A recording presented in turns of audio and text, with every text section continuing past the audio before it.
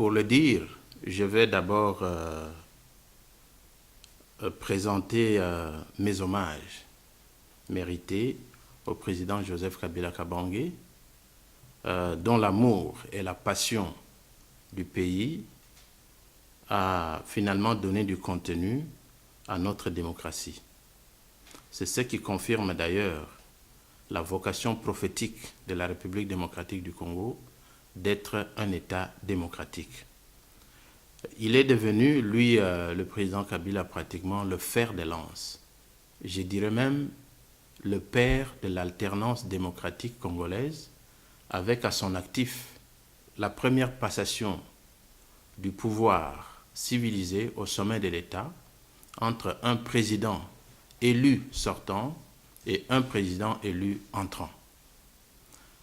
Alors, je voudrais aussi présenter mes sincères félicitations au 5e président de la République démocratique du Congo, son Excellence Félix Antoine Tshisekedi Tshilombo, qui a été élevé à la dignité du magistrat suprême de la République démocratique du Congo à l'issue du scrutin présidentiel qui s'est déroulé le 30 décembre 2018.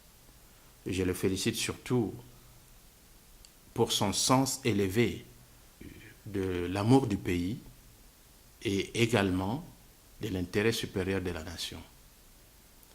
Ces phrases qu'il a prononcées lors de l'investiture résonnent encore à mes oreilles comme une interpellation, et ce qui traduit son amour de l'unité du pays lorsqu'il dit, je cite, « Nous ne célébrons pas la victoire d'un camp contre un autre, nous honorons un Congo réconcilié. » Ces phrases traduisent, à nos yeux en tout cas, l'amour et la passion du pays.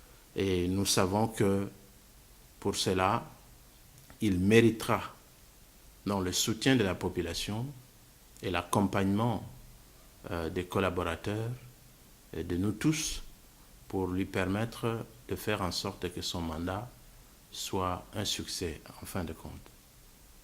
Alors, si je peux adresser un mot aux deux personnalités qui ont ici honoré la République démocratique du Congo, je dirais, Excellences, Messieurs les Présidents, vous avez non seulement marqué d'une pierre blanche l'histoire glorieuse de notre peuple, de ce grand pays, de cette grande nation, mais vous avez restitué à cette nation et à son peuple sa dignité après autant d'années d'humiliation.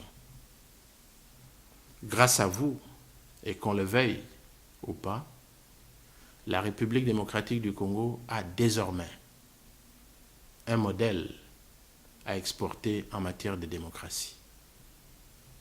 Voilà ce que je peux dire de cet événement qui a pratiquement lié le monde entier et l'Afrique. Vous savez très bien que depuis un certain temps, nous sommes à la défensive par rapport à la situation des droits de l'homme au pays. Nous sommes à la défensive dans ce sens que nous sommes régulièrement attaqués et nous répliquons. Nous considérons que cette situation est due au fait que nous étions en train de parcourir un cycle électoral dans lequel il y avait plusieurs défis à relever. Maintenant que les élections se sont passées avec beaucoup de succès, nous pensons que la donne doit changer. Si vraiment les gens sont de bonne foi, la République démocratique du Congo doit être vue d'une autre manière. Et notre présence au Conseil des droits de l'homme va certainement confirmer notre volonté de bien vouloir changer les choses. Parce que finalement, nous devons passer à l'offensive. Nous sommes longtemps restés dans une position défensive.